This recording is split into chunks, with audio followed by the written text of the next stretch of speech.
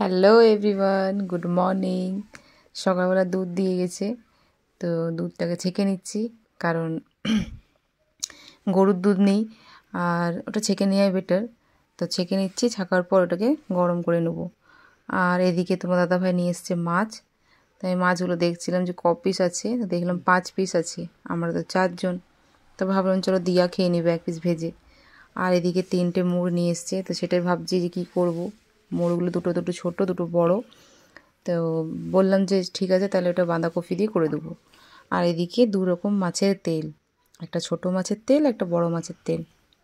তো আমাদের ঘরে মাছের তেল সবাই খেতে ভালোবাসে, সবাই খায়, মানে মাছের তেলটা সবাই পছন্দও করে, অনেকে পছন্দ করে না, কিন্তু আমাদের ভালো লাগে।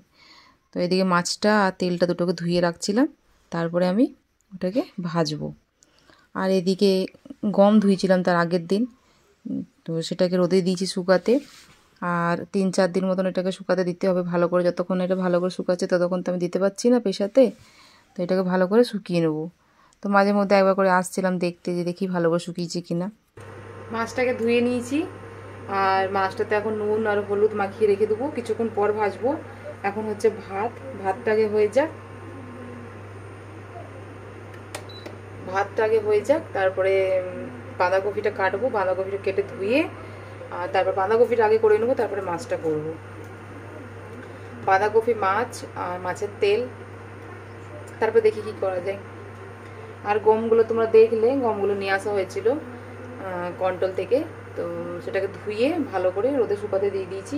ওটা ভালো করে শুকিয়ে গেলে তারপরে ওটা দিতে বলবো পিষাবার জন্য। তো চলো রান্নাটা করে নিই। গাছ থেকে একটা অ্যালোভেরা কাটলাম, একদম অরিজিনাল অ্যালোভেরা লাগিয়েছি আমি, তাও দেখতেই পাচ্ছ কত সুন্দর হয়েছে, এবং ছোটো ছোটো আরও হচ্ছে। আর এই অ্যালোভেরাটা আমি কাটলাম, রিয়ার আমি চুলে লাগিয়ে দেবো। চুলে আমি লাগাচ্ছি রিঠা, আমলা, শিকাকায় লাগাচ্ছি, তারপরে এই অ্যালোভেরাটা আমি লাগিয়ে দেবো। আর এই একটু আছে, এটা আমি মুখে লাগাবার জন্য রেখে দিচ্ছি।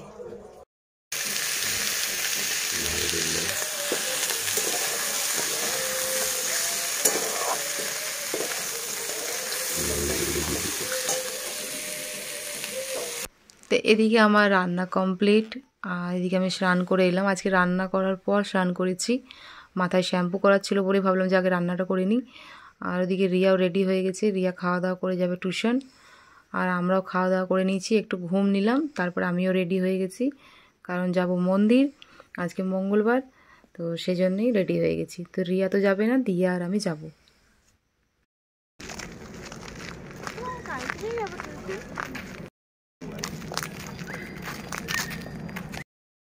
মন্দির থেকে আসার পরেই নাইটিটা চেঞ্জ করলাম, মানে চুড়িদার পরেছিলাম, নাইটি পরলাম, আর এসে পরে লেগে পড়েছি কাজে। পিঠে পরও চলে গেছে, পিঠে খাওয়া আমরা বন্ধ করিনি, দাঁড়াও দেখাচ্ছি। এই দেখো বসে পড়েছি এসে পরে চাচি বানাতে। এই চাচিটা বানাবো, বানাবার পরে পিঠে বানাবো। চালগুড়ি আনা হয়েছে, মানে ঘরের চাল ছিল, সেটাকে পিষিয়ে আনিয়েছি, দেখাচ্ছি তোমাদেরকে, তারাও এসে পরে বসে পড়েছি চাচি বানাতে। কারণ টাইম লাগে, তো চাচি বানাতে প্রচুর টাইম লাগে। দুদিনের দুধ রেখে দিয়েছিলাম স্টকে, থাক চাচি করব, কেন রিয়া দিয়া বেশিরভাগ চাচির পিঠেটাই ভালোবাসে খেতে। তো এসে পরে বসে পড়েছি চাচি। প্রায় 1 ঘন্টা 40 মিনিট হয়ে গেছে, আমি তখন ধরে নেড়েই যাচ্ছি। চাচি বানানো খুব ঝামেলার কাজ, আর এত ঠান্ডা পড়েছে কি বলবো, দেখে আমাকে বুঝতেই পারছো কি অবস্থা। বাইরে থেকে এসে পরে যেন বেশি ঠান্ডা লাগছে। এই দেখো চালগুড়ি, এটা প্রায় 2.5 কেজি মতন আছে না গো, 2.5 কেজি, তো 2.5 কেজি মতন আছে, কিন্তু সবটাই করবো না, রেখে দেবো কিছুটা। 2.5 কেজি পিঠে করা সম্ভব নয়, ওই অল্প অল্প করে করবো, এটাই শেষ, এরপরে আর পিছাবো না, নাকি গো?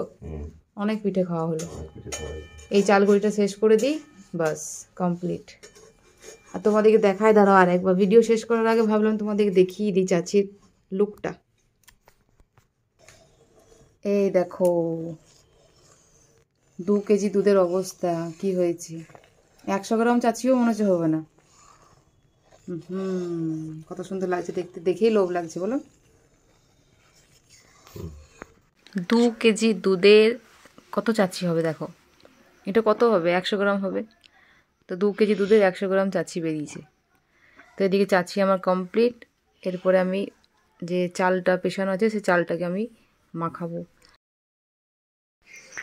এদিকে পিঠে বানাতে বসে গেছি।